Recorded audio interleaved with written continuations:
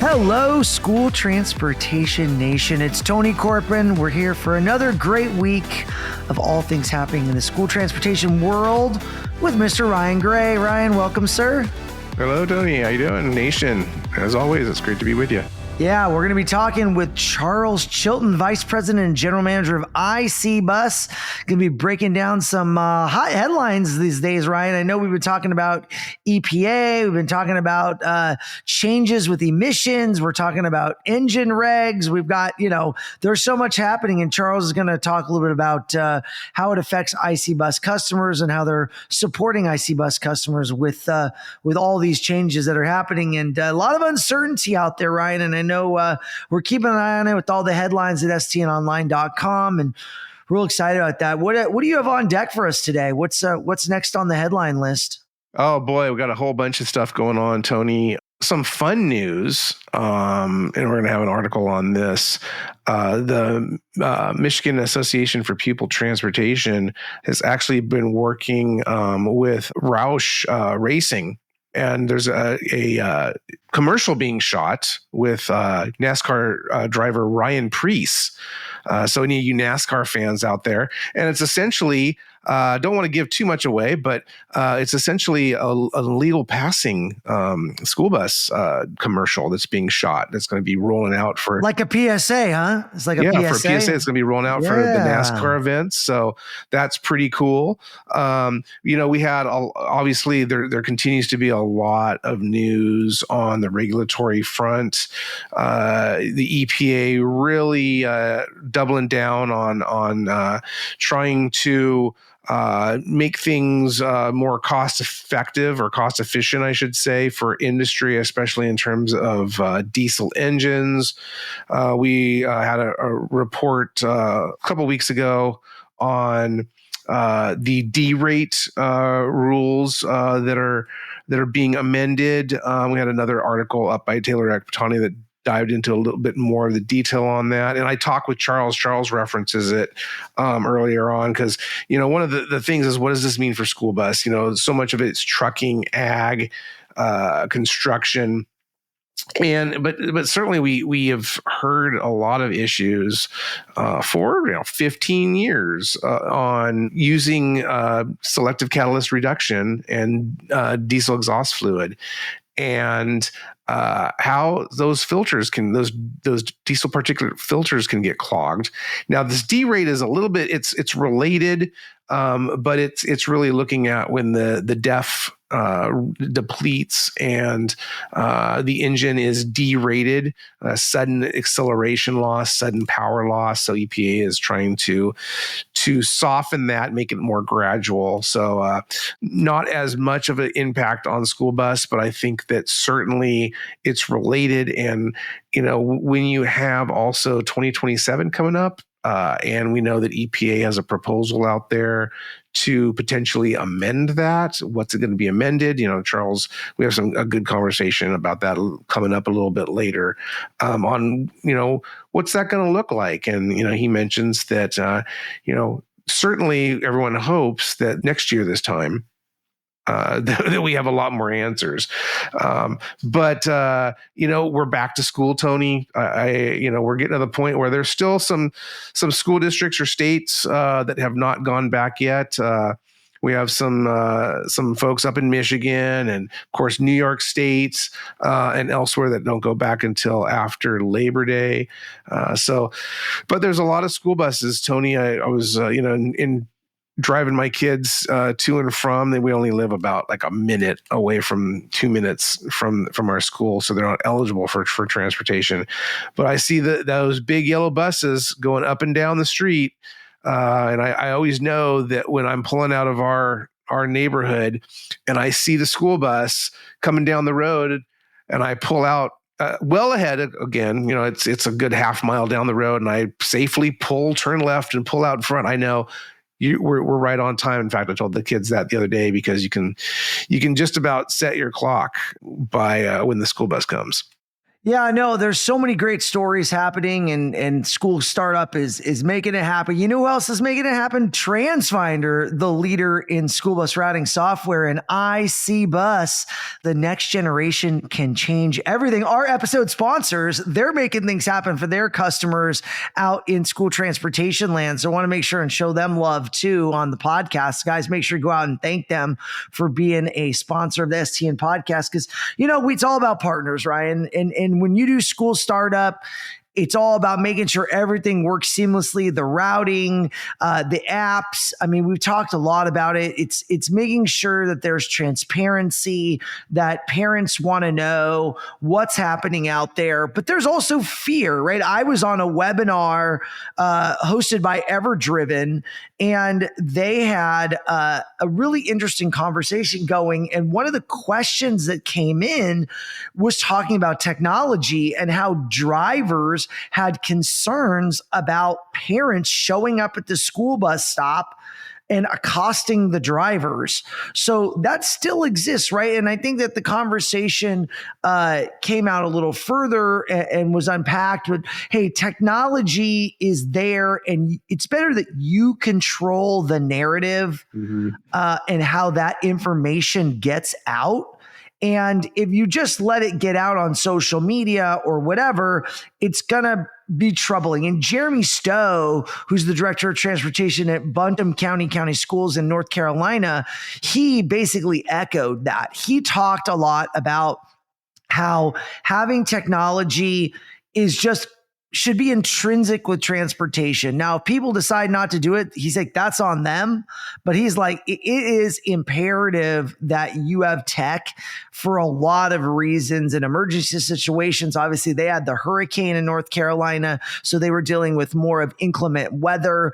He talked about the always changing student population. And he's like, we're really, really good at transporting 98% of the students. It's that 2%, that 1% that he needs help. And he's like, I have vehicles on the ground. I just don't have drivers to drive them. Now, not everybody's in that situation, but he really got deeper into it that, look, school transportation professionals, they're really good at their job and they're really good at transporting. But there is definitely, they know where they're weak, and they count on partners to be able to supplement their transportation. And Everdriven was supplementing, and he gave us a shout out too. He said, hey, I met Everdriven at STN Expo East, and that is where we started talking about where this could go. And they really have helped solve a challenge that Buncombe County had. But the reality is partners are making it work. And there are always those bumps in the road, little speed bumps, getting everything fine-tuned for the new school year. But having great partners is always important, Ryan. Exactly. And you're right. And there, school transportation, student transportation is changing. It certainly is not all about the yellow school bus. And I know that that still wrinkles a lot of feathers out there. But we're in 2025, soon to be 2026. And like you said, parents want more transparency. They're demanding more transparency. And, school districts, they need to be able to give it to them. And they need to be able to get transparency from their vendors that they're working with as well. Because if you don't have control, I'll say, of the transportation in terms of they're not your people, they're not your vehicles, the oversight becomes so imperative. And we've been having this conversation at our conferences and in the magazine for decades. Our good friend Peggy Burns, TSD tenured faculty emeritus, great legal mind, probably is the preeminent legal mind in student transportation. She would always say at our conferences, when you contract out, if anything, your responsibility heightens. You cannot just look at it, contracting out the service. And when she was talking about it, we were talking about school bus contractors, but now we have all this alternative transportation service as well. You have to do even more due diligence because of the fact that these aren't your vehicles, they're not your drivers. And a lot of the states, their regulations are limited at best. Now you have states like California; they just passed their bill on July 1st that really puts a lot of teeth into its alternative transportation model for students and the requirements on the companies. But a lot of states don't have it. So again, looking back at, we have the National Congress on School Transportation. They had the first writing committee ever. They have recommendations or standards out now. So we're going to be talking about this at TSD and, what's the regulation versus the reality? And certainly, technology is a big tool to help school districts keep track of what's going on, not only with their own operations and their students, but, what their vendors are doing as well. And then a lot of that technology is offered by those vendors. So it's that visibility is a good thing. Well, I think as a parent too, what comes to mind, Ryan, is air tags. I can throw an air tag in my daughter's backpack and know exactly where she is from class to class, on the bus, how she's moving. So they're very inexpensive ways for parents to track where your school bus is if they're riding the school bus. Mm-hmm. And the reality is many parents leverage that type of technology, and you would be naive to think if they didn't. So not everyone does, but it's definitely out there. So I also would say to the naysayers on that is, people are going to get the data from somewhere. They're either going to find their own way to do it. They're going to dive deeper into what technology solutions are available for them because they want to protect their kids. That's their priority. I know for school transportation, there's a responsibility to protect all the kids, but that parent, they're focused on their child's safety, their child's educational experience, their child's student success. Holistically, the school cares, but that parent's hyper-focused. So this is kind of the world we live in at this point is the technology is only advancing more and more for parents to have oversight of their kids, phones, wearables. I know that there are policies in schools with watches, not using it as a calculator or an aid. And now as AI is becoming more mobilized, how are kids using it? I mean, we see it in college classrooms, people saying, oh, this paper was written by AI. Well, I don't want my sixth grader using AI to do her homework, mm-hmm. right? But AI is now part of this generation, this next generation of riders on school buses. As they become more AI proficient, how does that work into the overall discussion of student safety, engagement, data security? I know we had a big article. We just put our September issue up to the press literally last week, and there's a big story in there on data security and technology and information and video. And so it all kind of is converging together, which is really interesting. Absolutely. And, all eyes are on school buses right now. I mean, with back to school and, they're the big yellow buses. And as I write in my column, I mean, we know in the industry that anybody who talks about, the school buses are sitting there parked all summer. Well, maybe in a few districts out there, but the nation, you guys know that, maybe not the full fleet, all the routes, but with extended school years, summer school, the school buses are always out on the road. But right now, this time of year, back to school, it really hits the public and the media. And, I was thinking back, Tony, just this past week, there was a big news story in the Houston area. Actually, Cypress Fairbanks Independent School District, our good friend Kane Smith, passed STN Director of the Year. I have not talked to him about this, but I don't know if you caught it, Tony. There was a big news story about a quote unquote drunk or a suspected drunk school bus driver who was pulled over and was being given a field sobriety test while the students are on board, and people are driving by and filming it, and the news shows up. Well, come to find out, the superintendent at Cypress Fairbanks, Dr. Doug Killian, he sent out some more information, actually blogged on the district website the following day and gave the full story. So apparently some some parents, some motorists called the police because they said they saw a school bus that was swerving. And so the police came, they get the driver out, as I mentioned, they start administering the field sobriety test. So Superintendent Killian actually said the real story was that the driver hit a curb trying to avoid another vehicle. And how do they know this? I mean, technology. We're talking about technology. These school buses, there's video, there's telematics on the buses. He said, she said, Ryan. It was a he said, she said. Somebody saw it. Well, and then the parents got crazy and right, they all of a sudden they got sensationalized, right? And then they sent it to the media. The local media and the media, and I still haven't seen a retraction or a follow up. But yeah, the driver was not drunk. The driver was trying to avoid another vehicle that was coming into her lane, and she passed her field sobriety test, passed her drug and alcohol screening because of reasonable suspicion or any of these type of investigations. The driver had to be put on administrative leave for at least a day. It was paid.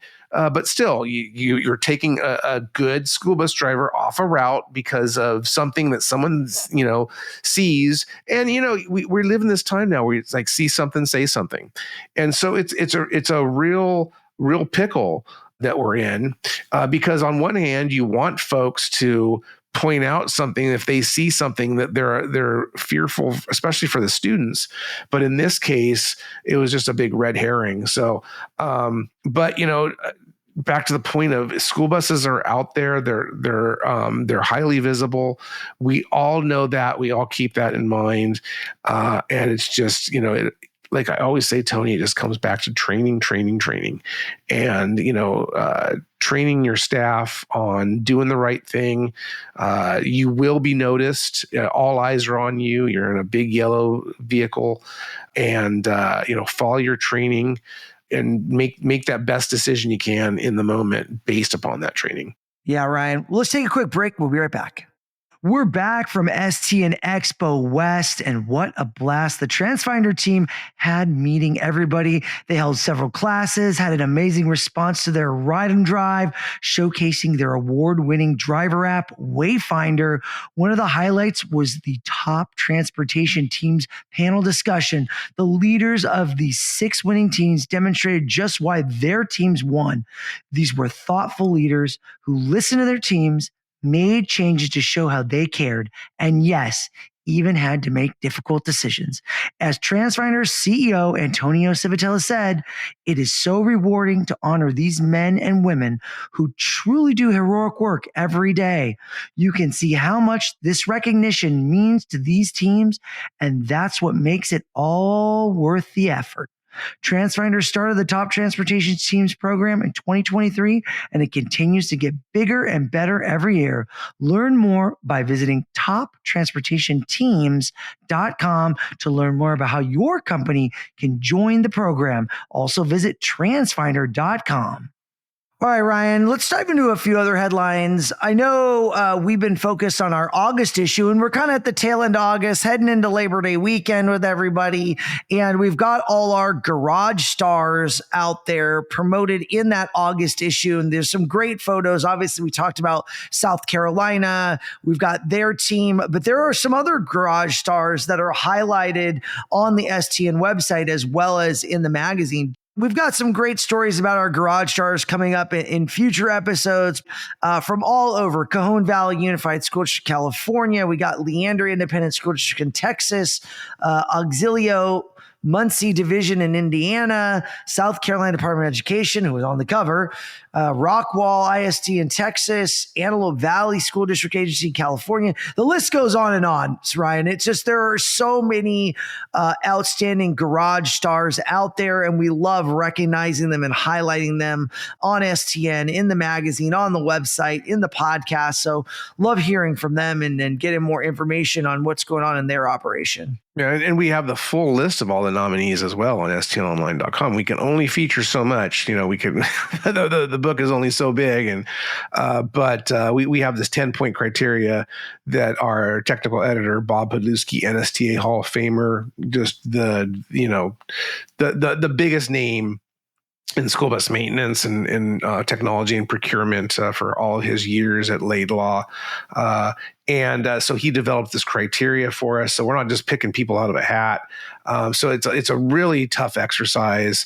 But like, again, we can only feature 10. And so this year, again, we are featuring 7 individuals and 3 teams because we really wanted to and heard from the nation that, hey, we want to hear from our teams, because some of these operations, a lot of them that we talk about, there's one person that's in charge of maintenance, and they're maintaining all 25 or 30 of the vehicles and doing an absolutely great job. But we have a lot of other districts. It's a team effort. And so we wanted to recognize that. So you can, again, read more, head over to stnonline.com. You can find that full list of nominees. And then, of course, you can head over to our digital edition and you can read that full story. Excellent. Hey guys, what are you doing November 6th through the 11th? I'd recommend going to the TSD conference. That stands for Transporting Students with Disabilities and Special Needs. Chances are this is a service that is so vital to your school transportation operation, your students, your communities that you serve. We'd love to elevate your ability to serve the special needs community. McKinney-Vento. There's so much happening in this world. We do a deep dive training at the conference. We've got great speakers. We've got attorneys, behavioral experts. We've got transformative leaders in disability policy. We got the co-founder for Safe and Sound Schools, Michelle Gay, Glenna Wright Gallo, Betsy Helfrich, all these great keynotes that are going to help you guys and help your teams. So go to tsdconference.com. Guys, you can lock in our early bird special and save $100 off your registration. That ends October 3rd. Yep, $100 early bird special. Take advantage of that. Gives you the full conference, main conference workshops, general sessions, keynotes, networking events, the trade show, and tailgate reception. Make sure and take advantage of this special discounted rate while it lasts. All right, Ryan's going to be talking with Charles Chilton, VP and General Manager of IC Bus. All right, Nation, want to welcome to the podcast stage Charles Chilton, the VP and General Manager of IC Bus, the school bus division, of course, of the rebranded International Motors, or I guess it was International, it went away, it's come back. So, Charles, thanks so much for joining us today. Very good, Ryan. Yeah, I'm super excited to be here. Glad for the opportunity to have a chat. Absolutely. So it's great to meet you in person. We had you in an article actually earlier this year in School Transportation News. I believe that was our April issue, passing the torch. So Justina Morrison, who is your predecessor there, talking about her time with IC, and of course she's still with the international family, and really getting to know you through the written word. That article by Taylor Ekbatani. And learned that you actually got your start in the industry, like a lot of the folks out in the nation, behind the wheel, school bus driver. Yeah, absolutely. It's really kind of come full circle, hasn't it? So in high school in North Carolina, back when I was going to high school, they recruited certain people to drive school buses, and I was one of the fortunate ones to have a job driving school buses as a senior in high school. And what was good about that for me at that point in time was I didn't have to be in first period or last period of the day. So I got a little shorter class time, but also got paid to go back and forth to work. But then what kind of going through that, and it didn't know it at the time, but really it kind of just got in my blood. You say yellow gets in your blood. And, and from there it was like, well, went to college. Then out of college, I'm a little bit of a gearhead. I was looking for some place in North Carolina to work in Thomasville Buses, another OEM, which was part of my history, and went there kind of as a part of the family business. I was family owned at that point, and that really became really entrenched in my beliefs. And really, at that point, it became clear the mission of us, what we do every day is we get our kids back and forth to school safely. And, that's to this day, that sticks in me. And so from now, here I am, as of February of this year, in my opinion, leading one of the top school bus businesses in the world, I would say, a little bold statement, but I think it is come full circle, and I'm very happy to be here and super excited. And your background, so you mentioned being a gearhead, you were an engineer, right? So you was this, when you were driving the school bus, were you thinking, I wonder how this thing works. I'm driving it, was that kind of what kicked things into gear, so to speak, for you? Yeah. So, think about a school bus. This was, way back when. So, manual transmission, manual door. There was the windshield wipers didn't really work together. If you remember the old buses, Yep. that was kind of interesting. And no power steering. And we had a heater, and it worked some days. So I was always tinkering with that. And, and we actually got to drive the buses home at night and over the weekends. I parked at my parents' driveway, which the neighbors loved, big yellow school bus in the neighborhood in the driveway. But, one weekend I got out there, I washed the bus, waxed the bus, cleaned the wheels, armor all the tires. And I decided I wanted to put, white letter tires on the bus. And I decided I wanted to paint the wheels a different color. That was my first introduction to school bus standards. The Monday morning, I go into the garage, pull into the school, and next thing you know, the chief mechanic's pulling me out of class, and I'm undoing everything that I did on weekend. And he showed me actually in the state specifications, black wall tires, black wheels.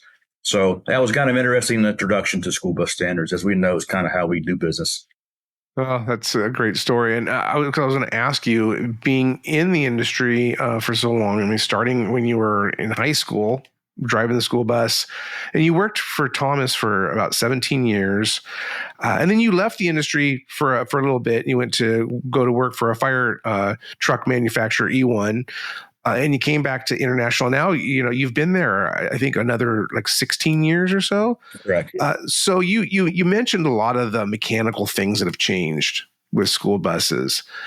What else sticks out in your mind when you look back over the breadth of your career, how you got started?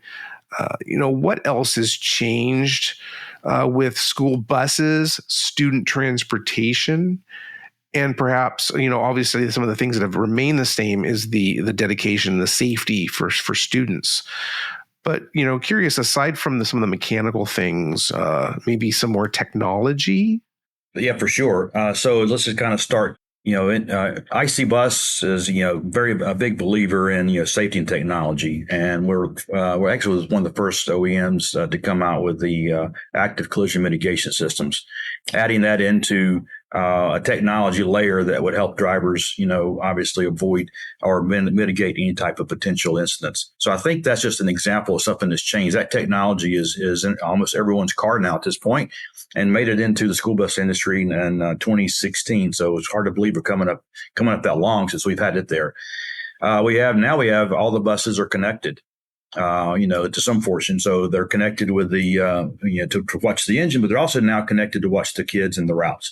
So now parents are able to actually know when the bus is coming, know if their kid is on the bus or not on the bus, and when the bus is getting home or something changes. So that data set is completely changed the dynamic of the operation. When I was coming up in this world, I remember we had a call center in the school bus garage for all the parents. Where's my kid? Where's the bus? That doesn't really exist anymore because the systems right now are taking that over and giving the parents real-time information. So and that's just examples. I mean, and then look at the lighting, the LED lighting, air conditioning on school buses. That's becoming even more and more predominant. It sounds like basic items, but that's very important these days. As well as we drive for, driver first, comfort of the kids. So all those things are coming onto the bus and additional technology, some simple, some more advanced. Okay. And the article in April, you and Justina talked about this, the 3-core strategy that you guys are really leading at IC Bus and International. Leading in safety and technology, we just referred to that, obviously, but also fostering a healthy future and offering best-in-class solutions. And it immediately brings my mind to EV, right? And there's a lot going on right now with EV as well as with other fuels. Certainly, and I know that you're limited on what you can talk about, but International is one of several trucking manufacturers that is suing the California Air Resources Board as it continues to try to push its advanced clean trucks rule, essentially. And there's been a lot of action in DC, the Trump administration, Congress, that has revoked those waivers. And I know it's very limited on what you can say, but it's, I referred to a press release I read from International earlier this month, actually, and it referred to a tug of war between the federal government and state regulators. In terms of your customers, though, how do they make sense of everything that's going on? What's International's role in trying to help the customer plan? Because one of the big reasons for the lawsuit is, all the manufacturers, all the OEMs, this has really hurt your ability to plan your product line and your release and your rollouts. So how are you helping? How is IC Bus helping its customers navigate this? Yeah, there are a lot of things up in the air for the entire commercial vehicle market right now. And for IC Bus, we just want to ensure we are strong partners for our customers. Part of that is just helping them navigate during times of uncertainty. And, and that's, so it's a little bit, we have to be, obviously empathetic to the situation, but at the same time, we know we have a critical mission in the school bus space to have safe transportation, reliable transportation, and able to provide replacements and deliver buses on time. So we tried to, we're obviously, we don't have all the answers because there's still things up in the air. But at this point, we're just doing communication with our dealers and our customers, and just to make sure we are ready for whatever scenario is the outcome. Just this past week, I was at the ACT Summer Conference down in Columbus, Indiana, and this was about market forecast for the whole commercial vehicle industry, school bus included.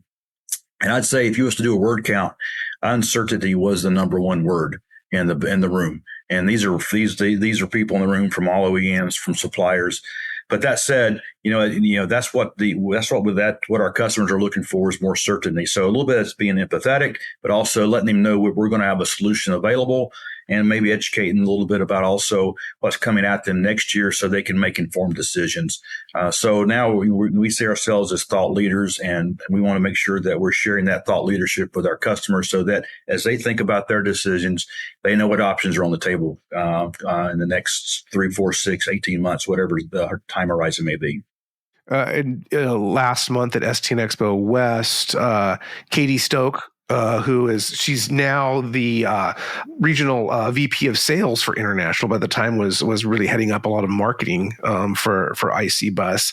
And that entire panel really echoed what you just said. There's a lot of uncertainty, but ensuring that all the customers get what they need when they need it. And a lot of that has to do with fuel of choice. And I mentioned EV earlier, and I know we can talk more about EV and what IC Bus is doing, but you're also looking at other fuels. You obviously have the diesel. You guys made the announcement that you're going to be embracing the new octane engine from Cummins. How much does that play into it of just having a more diverse portfolio to then go to the customers and say, hey, like you said, we have all the different, offerings that you need to make sure that you can get the kids to and from school and home? For sure, yeah. And then, fostering a healthy future is about doing what's right for what we can do, what's right for the environment, and protecting our future. So part of that strategy and planning is just making sure we have the solution available that customer, that district, that area of the country wants. And so you mentioned BEV. BEV is part of our solution. As a matter of fact, we actually have our second generation BEV product coming out later this year, and then it will be part of the next year's offering. Then you mentioned the Cummins octane product as well. That's going to be in the portfolio for customers that prefer a gasoline fuel, and you'll see a lot of preference for that in cold environments because it starts easier. It's got some benefits in certain areas. Some buses, they don't want to deal with the maintenance of the DEF systems over the summer months. And then also in the future, we will also continue to advance our diesel portfolio. So really, it's about having some choice, powertrain of choice, but at the same time, making sure we're staying true to our foster a healthy future in the product offering that we're providing. You mentioned DEF. Again, a lot of the federal news that's been made lately.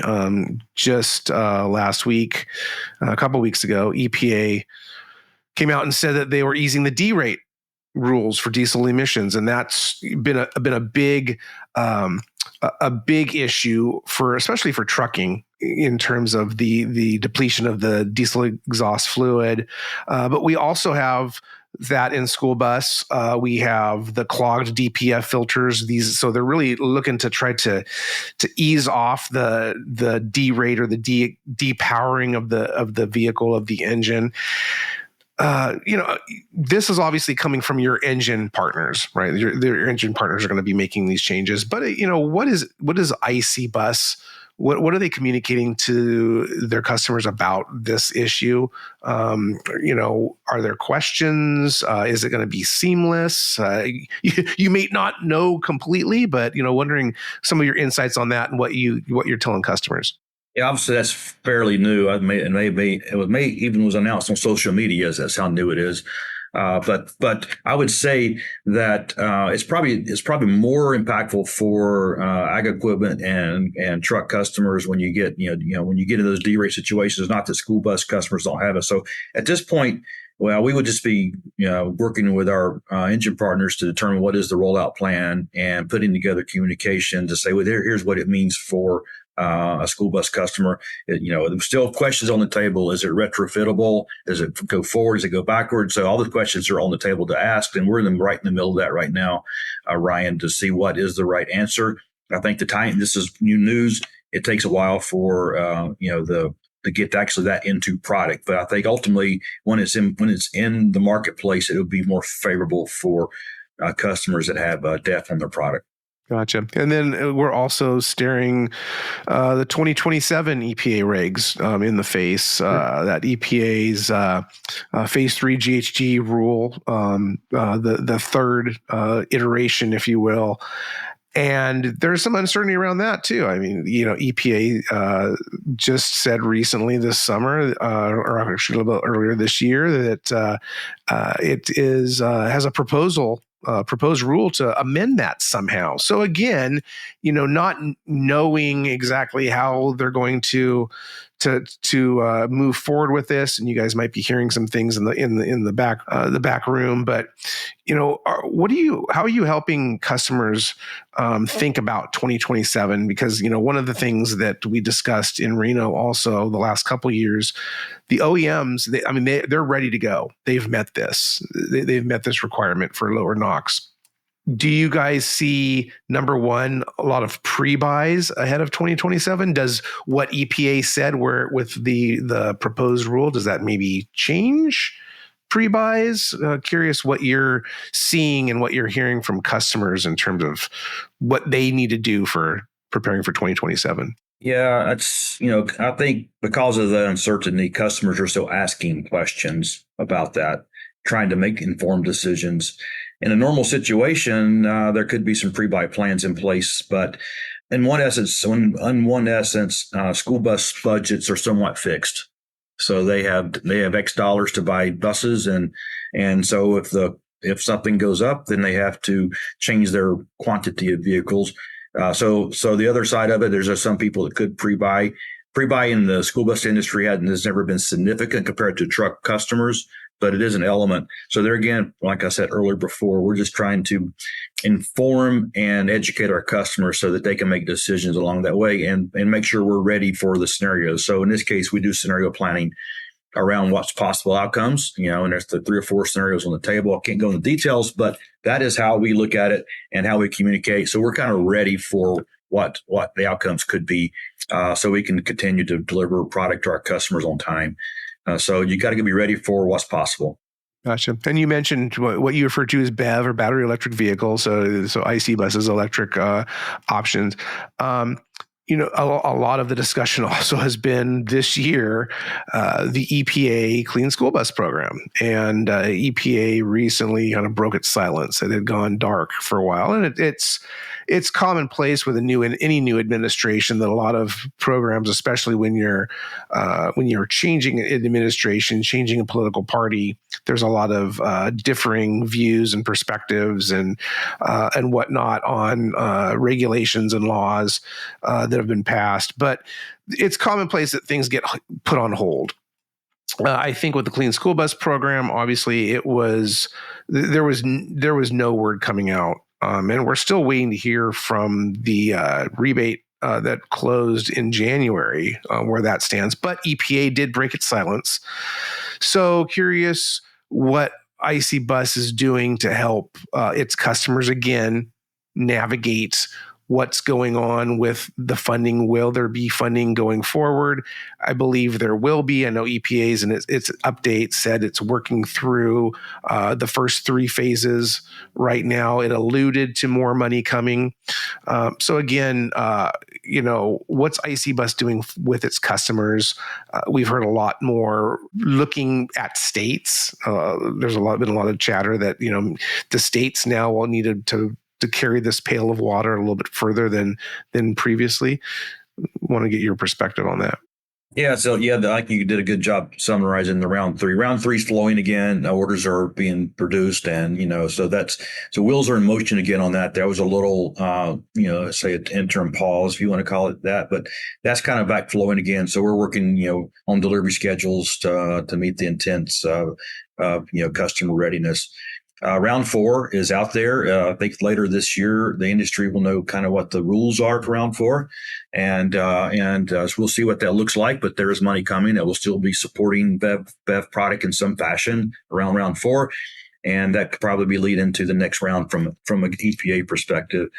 You alluded to some states out there also kind of stepping up. We know there's some lead states that are still big BEV proponents, California, New York, New Jersey as a few. We also have in Canada some areas that as well, some pockets where there'll still be a BEV product. And in all those cases, those scenarios, we're planning for those markets, those customers, and we're having active conversations in those markets still to provide a BEV solution going forward. And that's like I mentioned earlier, we have our next generation product come out later this year as well. So we're still committed to that.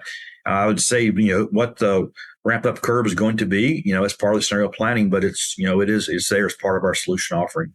Right. Thanks, Charles, for those thoughts. I want to conclude our conversation. I want to get back to your experience in the industry and your breadth of knowledge, starting behind the wheel and engineering and product development and project and program management. Now leading IC Bus. Personally, how has your life changed since you've taken the reins as VP and General Manager of IC Bus? Yeah, so I took over in February for Justina, as we mentioned earlier, and coming into this, I would say I came into it somewhat, with lots of a lot of years of experience in the industry, but I had been close to the industry in a few years, so I came into it, and first thing is the team we have on the IC Bus is fantastic, and for me, that came in with a strong brand, strong business model, and then first of all, just stay out of the way. But listen and learn, because I really had to recalibrate and reground myself to where things are. Prior to the pandemic, we had very seasonal bus builds, and I came into it. What are we doing for seasonality? Well, come to find out, the seasonality had gone away because we had strong backlogs, and the marketplace had adjusted to buses be delivered. Not just in July when Christmas, we have Christmas in the bus industry. Mm-hmm. So that was some adjustments for me. Had to reset my brain about where the industry is today. Second thing is really just getting back out and spending time with the marketplace, our customers and our dealers. Getting to our plant, where we have a super operation there in Tulsa. Tulsa itself, think about wind the clock back. 30 years or so ago, Amtran was purchased. A few years later, IC Brand was born. We're 25 years building buses down at Tulsa. Super workforce there.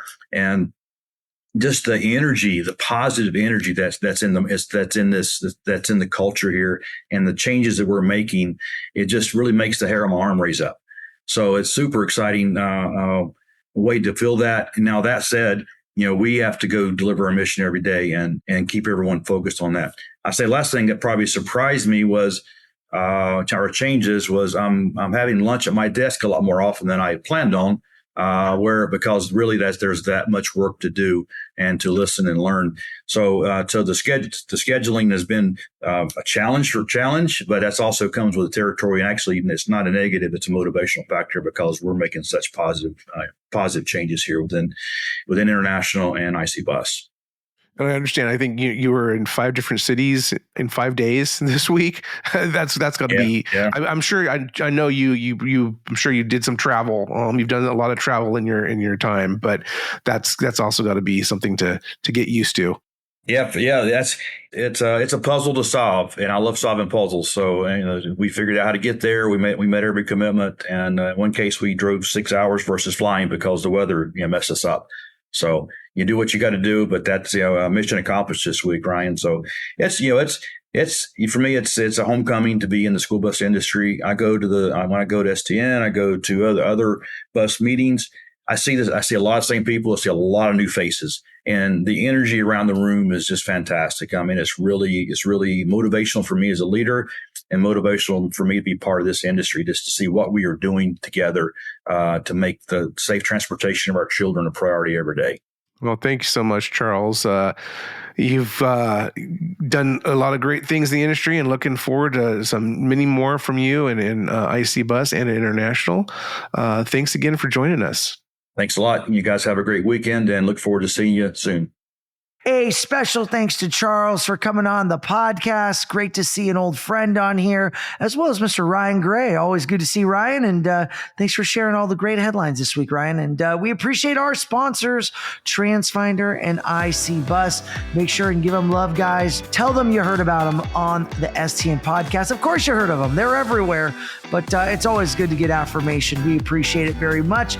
Don't forget to visit stnonline.com for all the latest news and analysis on the school transportation industry. Don't forget that TSD conference as well down in Dallas, Frisco, Texas, November 6th through the 11th. We have our early bird registration. Save $100 on your main conference registration. Go to tsdconference.com for all the info and latest agenda updates, latest keynotes, hands-on trainings, everything you need for the ultimate in special needs training, guys. Don't forget to subscribe to the podcast on Apple Podcasts, Spotify, wherever you listen to Pods Nation. We love you. We'll see you next week.